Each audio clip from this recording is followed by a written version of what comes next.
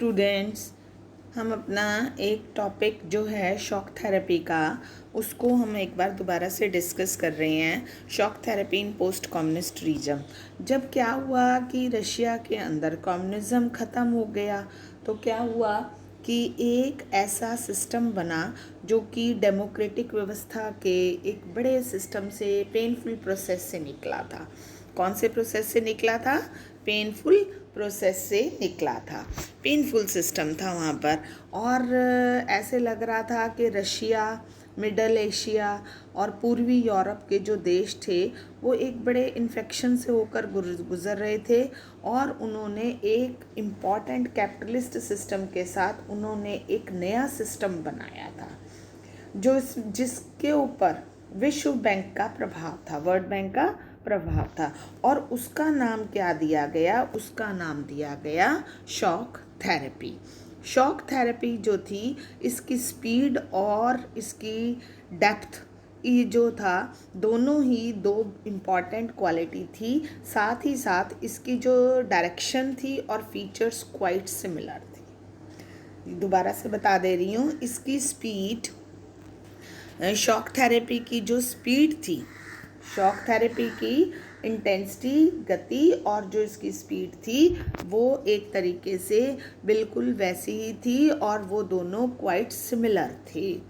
इस तरह से क्या हुआ, इस तरह से स्टूडेंट्स क्या हुआ कि पूंजीवादी जो देश थे, each of these countries was required to make a total shift to capitalist economy.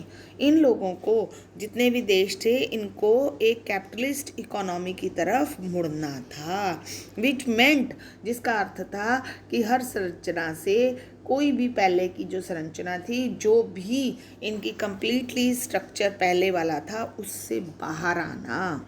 और शॉक थेरेपी जो थी ना, उसका क्या मतलब था? उसका मतलब था कि प्राइवेट ऑनरशिप जो थी वो हटा दी जाए।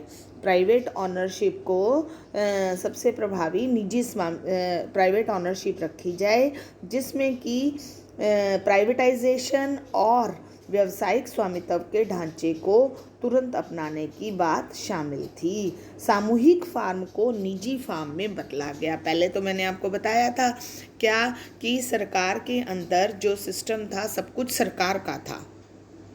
सोवियत सिस्टम में सब कुछ सरकार का था, कलेक्टिव फार्म्स थे, और वो जो थे, कुछ भी लोगों का प्राइवेट सिस्टम नहीं था। ये देखिए, कलेक्टिव फार्म्स थे। तो उन्होंने कहा कि शॉक थेरेपी के अंदर कि थर्ड वे ऐसे बनाया जाए कि लोगों को अपना पर्सनल मिले, प्राइवेटाइजेशन हो जाए, और जिससे कि अच्छे तरीके से काम कर सकें। और साथ साथ, लेकिन इस संक्रमण से राज्य नियंत्रित समाजवाद में या पूंजीवाद के अतिरिक्त किसी भी वैकल्पिक व्यवस्था या तीसरे रूप को मंजूर नहीं दिया गया।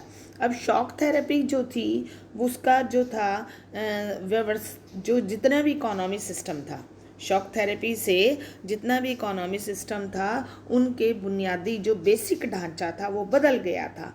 और साथ साथ ये भी माना जा रहा था कि विकास हो सकता है। इससे ओपन ट्रेड को भी ज़रूरी माना जा रहा था।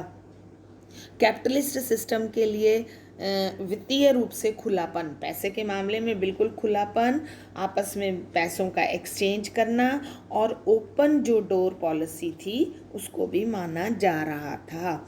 इसके साथ साथ जो सोवियत संघ था, वहाँ पर लोगों के ट्रेड रिलेशंस ख़त्म कर दिए गए, और एक दूसरे से जोड़ने की जगह सीधा किसको? सोवियत संघ को वेस्टर्न कंट्रीज़ के साथ जोड़ा गया, और जिससे कि पश्चिमी अर्थतंत्र में बदल दिया गया। वेस्टर्न कंट्रीज़ जो थे, पूंजीवादी देश, अब एक डोमिनेंट की तरह से इम्पॉर्टेंट रोल निभा रहे थे, और उन्होंने कहा था कि अब उन्हीं के माध्यम से, किसके माध्यम से? वेस्टर्न कंट्रीज़ के माध्यम से ही सोवियत संघ जैसे देशों का डायरेक्शन होगा।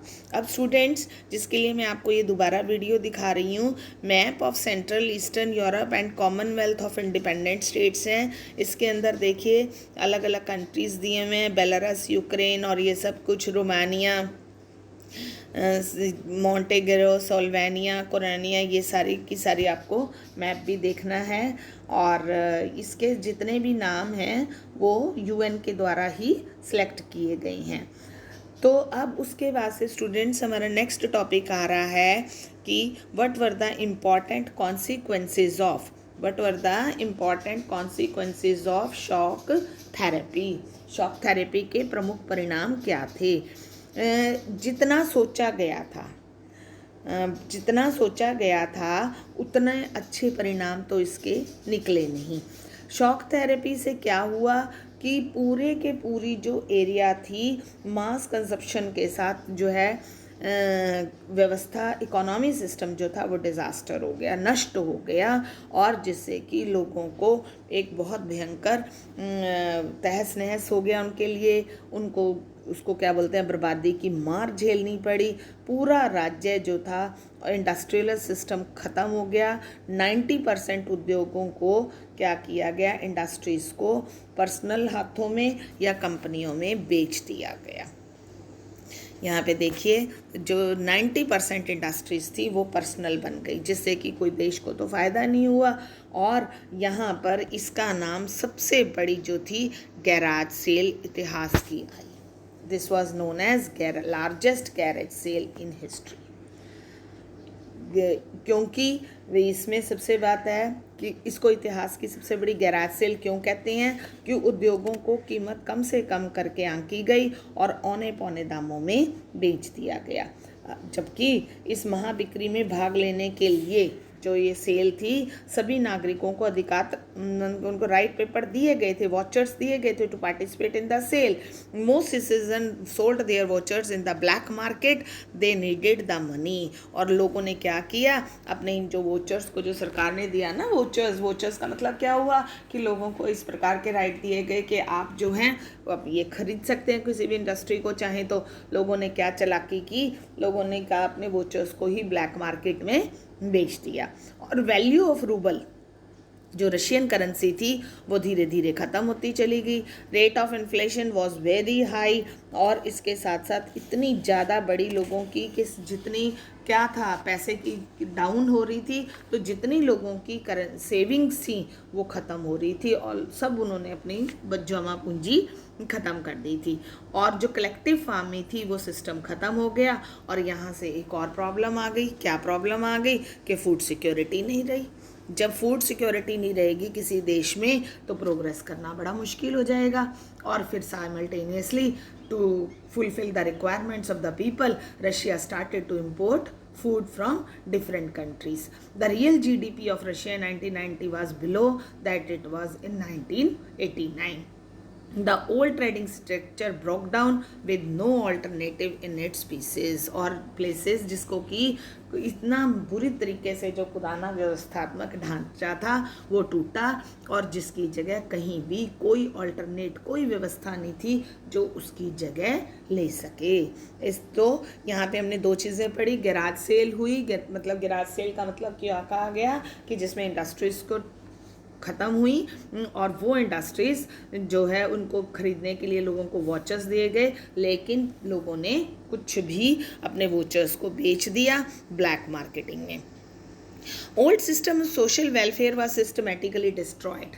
जो पुरानी व्यवस्था थी वो नष्ट हो गई। सरकार रियायतों के खात्मे के कारण ज़्यादा लोग गरीबी में पड़ गए।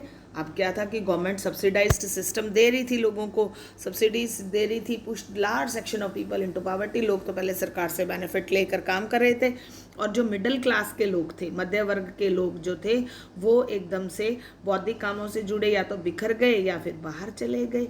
उनको कुछ आता तो था नहीं। इंटेलेक्चुअल मैन पावर डिसइंटीग्रेटेड और या फिर माइग्रेटेड। डिसइंटीग्रेटेड मतलब बिखर गए या फिर बाहर चले गए, दूसरे कंट्रीज़ में चल गए। अब कुछ इस तरीके के लोग बने। कौन से लोग बने? ए माफिया इमर्ज्ड, एक नया ग्रुप बना लोगों का, जो कि बहुत सारे उस एरियाज़ में जिन्होंने कि इकोनॉमिक सिस्टम को अपने हाथों में ले लिया, इकोनॉमिक एक्टिविटीज़ को उन्होंने अपने हाथों में ले लिया। Privatisation led to new disparities, और नई विभिन्नताएं जन्म दी, और जो ईस्टर्न सोवियत संघ था उसमें शामिल कई, खास करके रूस में अमीर और गरीब लोगों के बीच में बहुत ज़्यादा, स्पेशली रशिया, वर डिवाइडेड। यहाँ देखिए, privatisation led to new disparities. Post Russia Soviet states specially Russia were divided between rich and poor regions. Unlike the earlier system, there was now great economic inequality between people. लोगों के बीच में, अमीर और गरीबों के बीच में बहुत अधिक मतभेद हो गया था, बहुत ज़्यादा आर्थिक असमानता थी, इकोनॉमिक डिस्पैरिटीज थी।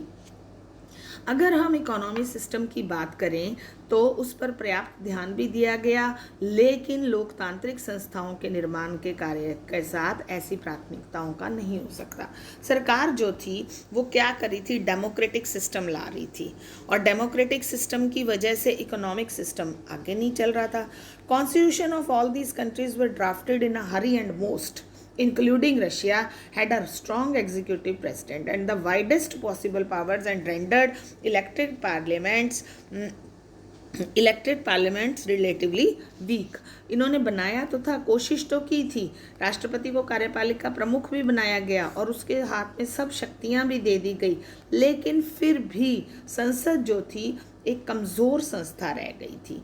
और सेंट्रल एशिया के देशों में राष्ट्रपति के पास बहुत अधिक शक्तियां थी और कुछ सत्तावादी हो गए थे, जैसे कि तुर्कमेनिस्तान, उज्बेकिस्तान के राष्ट्रपतियों ने क्या किया था, पहले 10 वर्षों के लिए अपने आप को ही इस पद पर रखा और उसके बाद समय सीमा को क्या किया, आने वाले 10 सालों तक अपने टेन्योर को अपने आप ही बढ़ा लिया था 2 स्टेट्स में। और उसके साथ फिर क्या किया कि जिससे कि उनका एस्टेब्लिशमेंट को और स्ट्रॉन्गनेस मिली। इसके साथ साथ रशिया जो था, अधिकांश देशों की जो इकोनॉमी सिस्टम थी 2000 में यानी आज़ादी के 10 साल बाद खड़ी होनी शुरू हुई थी। और अर्थव्यवस्था का जो कारण था, इनकी अर्थव्यवस्थाओं का तजाकिस्तान विजिट, और यहाँ पर सेंट्रल एशिया में अर्थव्यवस्थाओं का जो एक कारण था वो क्या था, ऑयल था, नेचुरल गैस थी, मिनरल्स थे। इसके साथ साथ रशिया, कजाकिस्तान, तुर्कमेनिस्तान, उज़्बेकिस्तान और अज़रबैजान, ये सारे जो कंट्रीज़ थे ये ऑयल के बड़े एक सोर्स बन गए थे और यहाँ पर गैस भी थी। बाकी देशों को अपने क्षेत्र से तेल की पाइपलाइन गुजारने के कारण फ़ायदा हुआ, जिसकी वजह से क्या था कि यहाँ पर उनको किराया भी मिलता था और जिससे कि फिर दोबारा से रिकंस्ट्रक्शन का काम फिर शुरू हो गया था।